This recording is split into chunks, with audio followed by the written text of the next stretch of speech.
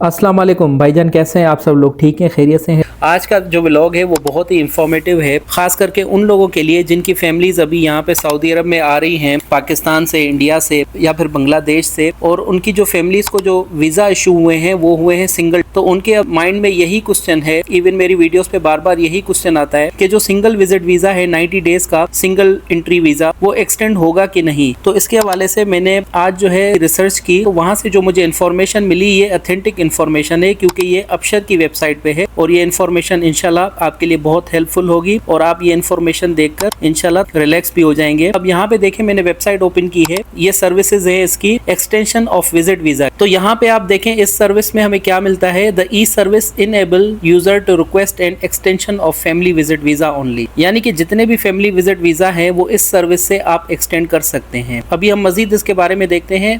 आप right side पे देखें कि यहाँ पे बेनिफिशियरीज कौन कौन है, यानी कि कौन कौन इस सर्विस से फायदा उठा सकते हैं। वो है resident experts registered and activated in Absher platform. जितने भी यहाँ पे जो रेजिडेंट्स हैं, जो यहाँ पे रह रहे हैं, जॉब कर रहे हैं किसी कंपनी में या किसी कफील के पास, तो वो इस सर्विस को यूज कर सकते हैं। सर्विस कॉस्ट आप देख सकते हैं 100 रियाल जो है उसकी फीस है एक्सटेंशन की विजिट वीजा की, और दूसरी जो डिटेल है वो यहाँ पे लिखी हुई है। ये सर्विस अभी भी जो है वेबसाइट पे अवेलेबल है। इसका मतलब ये है कि जो फैमिली विजिट वीजा है वो एक्सटेंड हो सकता है। इसमें और भी डिटेल्स हैं, लेकिन जो इंपॉर्टेंट डिटेल है अभी हम उसको पढ़ते हैं। अब यहाँ पे आप देखें जो टर्म्स हैं इसके, ये आपने गौर से सुनने हैं, आपने वीडियो को स्किप नहीं करना, वरना फिर आप वही क्वेश्चंस करना शुरू हो जाएंगे, जबकि सारे क्वेश्चंस के आंसर आपको यहीं पे मिल जाते हैं। अब यहाँ पे जो टर्म्स है वो बहुत इंपॉर्टेंट है कि किन लोगों का जो वीजा है वो एक्सटेंड हो सकता है। अब यहाँ पे देखें, at the time of extension the remaining validity period of the visa must be 7 days और लेस। जब भी आप वीजा एक्सटेंड करेंगे तो आप यहाँ पे